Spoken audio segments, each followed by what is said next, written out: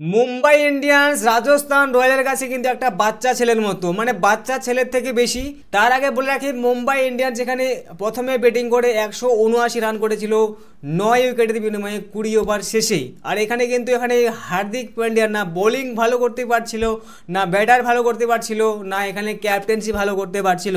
তার সাথে সাথে রোহিত শর্মা কিন্তু প্রথমেই আউট হয়ে যায় এবং ঈশান কিষান কিন্তু প্রথমেই 0 রানে এবং 6 রানে আউট হয়। এবং এই দুই প্লেয়ারে কিন্তু মুম্বাই ইন্ডিয়ান্সের হয়ে ভালো খেলে এবং ভালো রান করে। এবং অন্যদিকে কিন্তু সূর্যকুমার যাদব কিন্তু এখানে 10 রানে আউট হয়েছিল। এবং এই তিনটা উইকেট অনেকটা গুরুত্বপূর্ণ, কেননা এই তিনটা প্লেয়ারে কিন্তু ভালো পারফরমেন্স করে এবং যখনই ভালো পারফরমেন্স করে তখনই ম্যাচগুলো কিন্তু জিতে যায় মুম্বাই ইন্ডিয়ান্স। এবং মুম্বাই ইন্ডিয়ান্স কিন্তু দুর্দান্ত পারফরমেন্স এই তিন প্লেয়ারের জন্য হতো।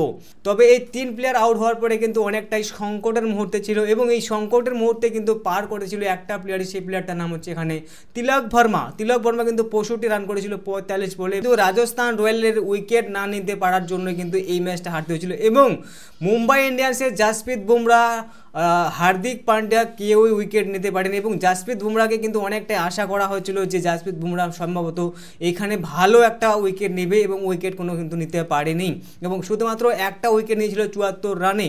সেই সময় একটা রান এত 74 রানে একটা উইকেট, মানে এত বেশি রান হওয়ার পরে একটা উইকেট যাওয়ার পরে কিন্তু আর একটা উইকেট যায়নি।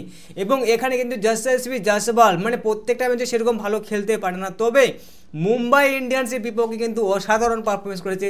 60 বলে 104 রান করেছে এবং সেঞ্চুরি হাঁকিয়ে দিয়েছে। এবং অন্যান্য প্লেয়ার কিন্তু তিনটা প্লেয়ারে কিন্তু এই ম্যাচটা জিতিয়ে দিয়েছে। এবং এখানে কিন্তু 183 রান করলো 1 উইকেটের বিনিময়ে এবং 18 ওভার 4 বলে।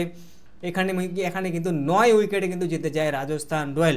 এবং এই দুর্দান্ত পারফরমেন্স থেকে মনে হচ্ছে যে রাজস্থান রয়্যাল সম্ভবত এইবার আইপিএলে ফাইনাল পর্যন্ত পৌঁছে যাবে। তবে দেখার বিষয় আছে এরপরে ম্যাচগুলো মুম্বাই ইন্ডিয়ান্স কী করতে পারছে।